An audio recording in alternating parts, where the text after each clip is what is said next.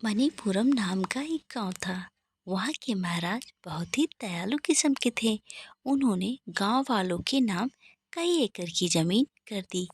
गांव वाले उसमें खेती किया करते, उससे बहुत ही अच्छा उपजाऊ हुआ करता था। और उस उपजाऊ से जो पैसे मिलते वो सारे गांव वाले इकट्ठा करके रखते। और गांव वालों ने सोचा क्यों ना इन पैसों से कुछ अच्छा काम किया जाए।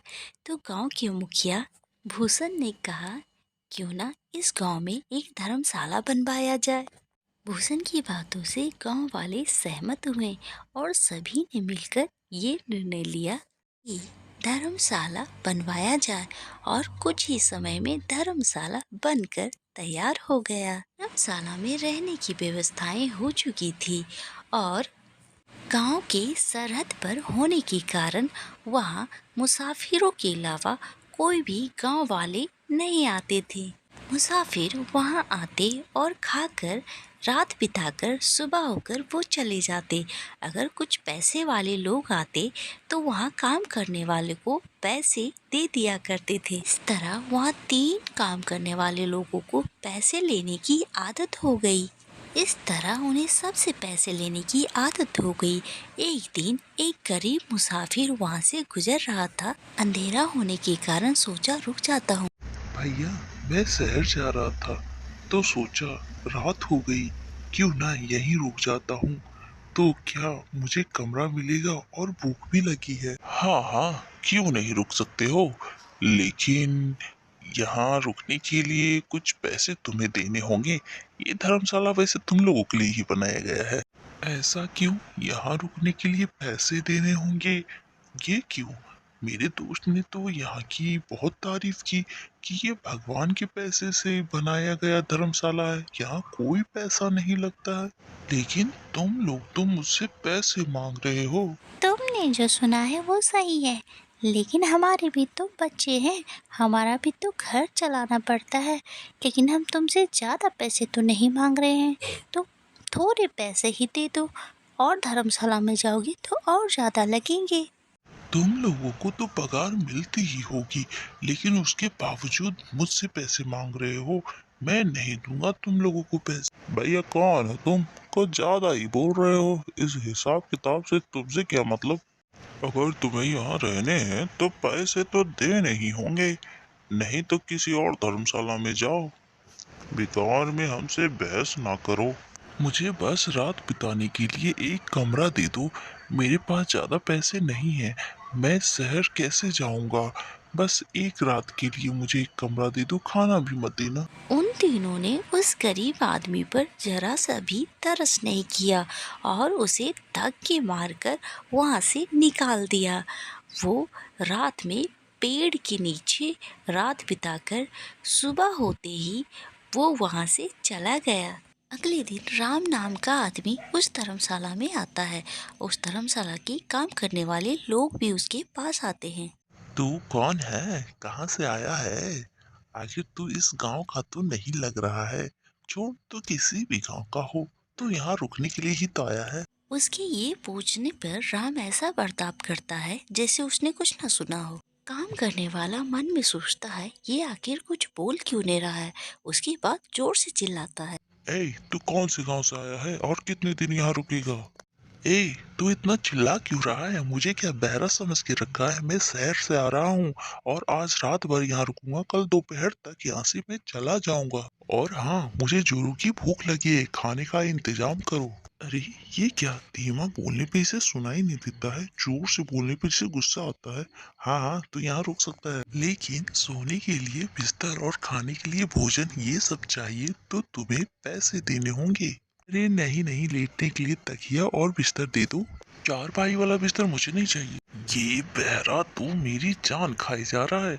बात ये नहीं है भैया, आप मुझे पैसे देंगे। तकिया, बिस्तर और खाना का पैसा कौन देगा? क्या कहा? आज रात रुकने के लिए तुम मुझे पैसे दोगे और कल जब मैं जाऊंगा तब भी तुम मुझे पैसे दोगे? ये तो बहुत अच्छी बात है कि तुम मुझे पैसे दोगे।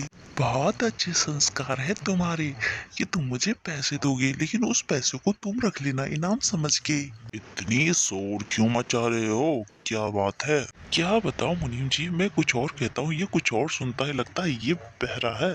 ठीक है, मैं बात करता हूँ इससे, तुम चुप रहो।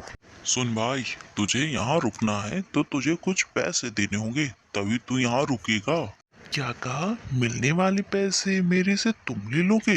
कोई बात नहीं, ले लेना, लेकिन मुझे भी खाना दे दो। हम कोई पैसे नहीं देंगे, बल्कि तुम्हें हमें पैसे देने होंगे। क्या कहा? तुम मुझे पैसे दोगे और वो भी अभी तुरंत? दे दो।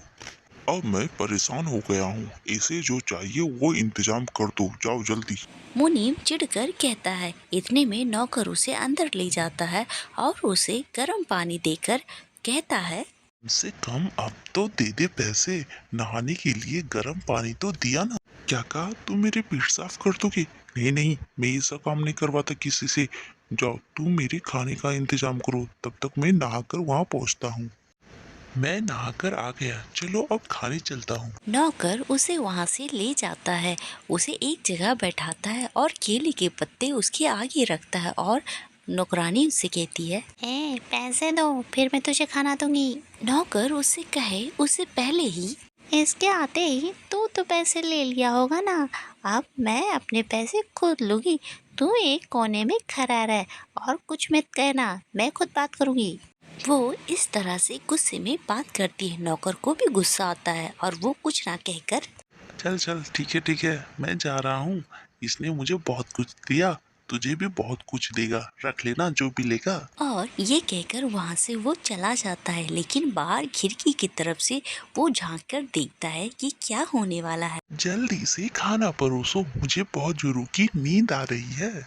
मैं खाना तो परोस दूंगी, लेकिन पहले मुझे पैसे दो। क्या कहा? तुम्हारा पति मर गया है और तुम्हारे बच्चे अनाथ हो गए हैं, लेकिन इसमें मैं क्या कर सकता हूँ? मैं कुछ नहीं कर सकता, लेकिन पहले मुझे खाना परोसो। मुझे इस बात से कोई लेना देना नहीं। ये क्या? मैंने कहा खाना परोसती हूँ तो ये कमीना कहता है मेरा पति मर गया, मेरे बच्चे अनाथ हो गए, जा, मैं तुझे खाना नहीं दूंगी। क्या कहा? तुम मुझे अपने घर बुला रही हो? छी, मैं ऐसा आदमी नहीं हूँ, मैं कहीं नहीं जाऊंगा। मैं क्या बोल रही हूँ और तू क्या बोल रहा है? पागल हो गया? तुझे शर्म नहीं आती? एक औरत से कैसे बात करनी चाहिए? जा, मैं तुझे खाना नहीं दूंगी। ऐसा कहकर वो दूर जा खड़ी होती है और नौकर वहाँ से जो देख रहा था वो वहाँ आकर कहता है, मैं तुझे तब से यही बात बताना चाह रहा था, लेकिन तू है कि मेरी बात सुन ही नहीं रही थी, इसीलिए मैं यहाँ से चला गया। ये पैदाइशी बहरा है, बहरा। जब से यहाँ आया है इसने तो मेरा दिमाग ही खराब कर दिया है। और मुनीम जी ने कहा है इससे ज्यादा चिक चिक मत कर, चुपचाप इसे खाना दे दे, कल सुबह ये चला जाएगा, आराम से रह। और तब जाकर उसे ये बात समझ में आ जाती है। और दूसरी ओर गांव के मुखिया को किसी से पता चलता है और कुछ लोगों को वहां लेकर पहुंचता है और मुनीम भी वहीं रहता है। खाना बनाने वाली इस बात से अनजान रहती है। तुम बहरा है, बहरों की तरह रहना सीख और खाना खा और पैसे देकर यहाँ से जा। तेरे बाप का धर्मशाला नहीं है जो मुफ्त में खाएगा और चला जाएगा। भूषण सारी बातें बाहर से सुन रहा था। गुस्से से अंदर आकर उस खाना बनाने वाली से कहता है, ये क्या?